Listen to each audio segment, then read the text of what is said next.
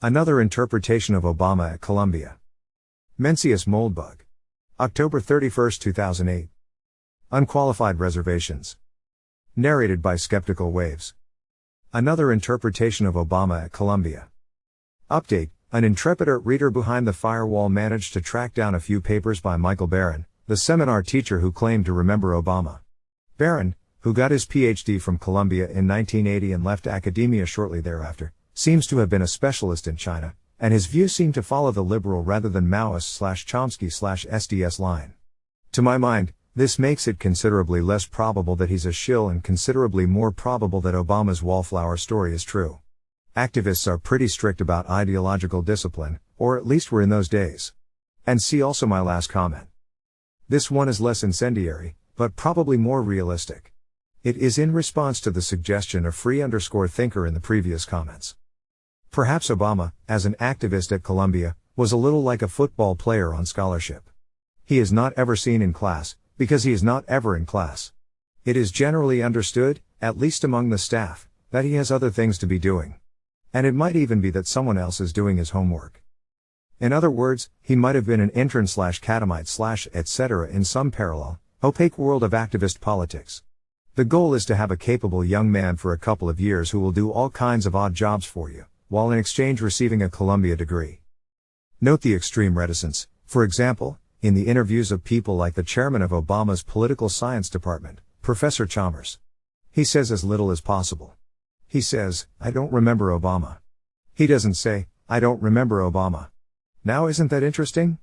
I suppose he must have been there at the time. Now isn't that odd? Why don't I call up some of my old colleagues, and see if they remember the 6'2" mulatto with the afro, who was such a promising young man and is now the leading candidate for president? Why, how odd. Wouldn't you like to have that discussion? As Carlyle likes to put it, Satan's invisible world displayed. What I think is going on is that, in 1968, there were three classes of professor: those who were willing to tussle with the activists, those who were neutral, and those who were on the activist side.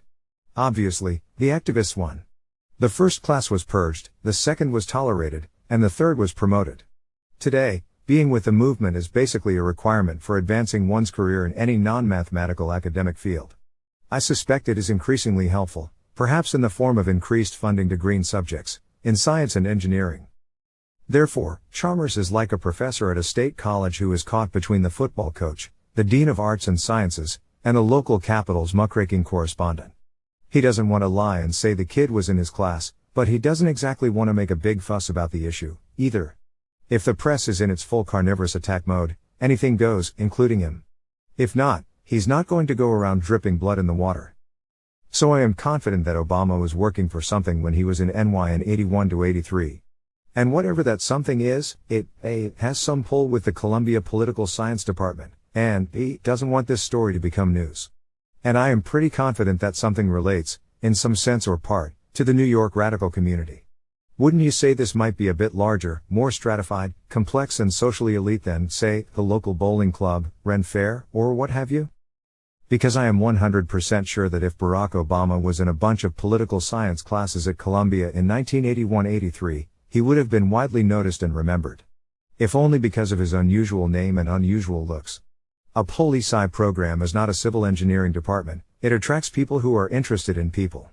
And a Barack Obama who was not interested in school would not have gotten good grades, as I suspect he didn't at Occidental, either, where he is remembered as a party animal and soi-disant revolutionary. Not exactly the invisible man, in other words. If the picture at Zombies is accurate, there were at most, say, 40 black students per class at Columbia in the early 80s. Each one of these individuals either knows Barack or doesn't. Ted Brawl says he saw Barack going in and out of the BSO occasionally, and that's our best observation of Obama at Columbia. I repeat, each of these people remembers Barack or doesn't. If they do, why aren't they talking? If they don't, how can a black student community of 40 possibly fail to notice a new black face on campus? And, while I am convinced that Senator Obama is talented, I am not convinced that he is talented enough to get a political science degree from Columbia without ever coming to class. Especially not since he was such a star student in Michael Barron's class, whose other 6 members, not counting Michael Wolff, also have ample opportunity to tell their stories, and dismiss this scurrilous smear. Is there a way to submit a smear to fight the smears? Please help, Mr. Smears. Tell me all about these bad thoughts I've been thinking about our dear President-to-be, Senator Obama. Update, there are a lot of good comments, but here is one that adds some detail. So if he did attend Columbia College at Columbia University, he would have taken the 4 core curriculum seminars, and there would have been a total of roughly 50 other students who sat with Barack Obama in small, discussion-heavy seminars in which the articulate Barack Obama is likely to have been the only black student. And he would have spent 2 full semesters with half these students for about 4 hours a week. The only 6'2 Afro-sporting, well-spoken, East African featured, unusually named, black student. I find it highly unlikely that nobody out of this pool of seminar classmates would remember him. It's a very small subset out of the larger class, but if he was a loner and monk as he describes himself, living off campus and not participating in clubs/orgs/social scene at Columbia, these people would most likely have the greatest contact with him and remember him. Also, the 2-year-long seminars Literature Humanities and Contemporary Civ are taken during freshman and sophomore years, respectively.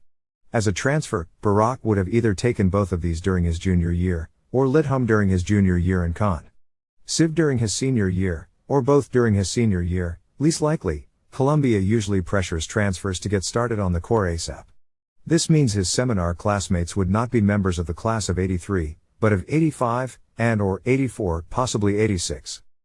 I like the theory that the press should have pursued the classes of '84 and '85, not '83, because Obama would have been taking the core curriculum as a transfer. While not hugely compelling, surely Wayne Allen Root's social network extends downward. For instance, it is by far the most innocuous explanation I can find.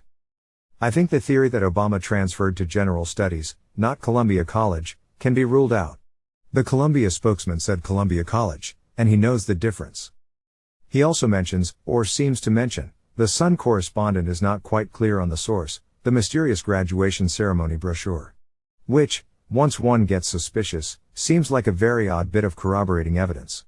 Not the sort of thing one would mention if one was completely sure about the matter. Can we imagine a Naval Academy spokesman bothering to confirm that McCain was mentioned in the graduation brochure?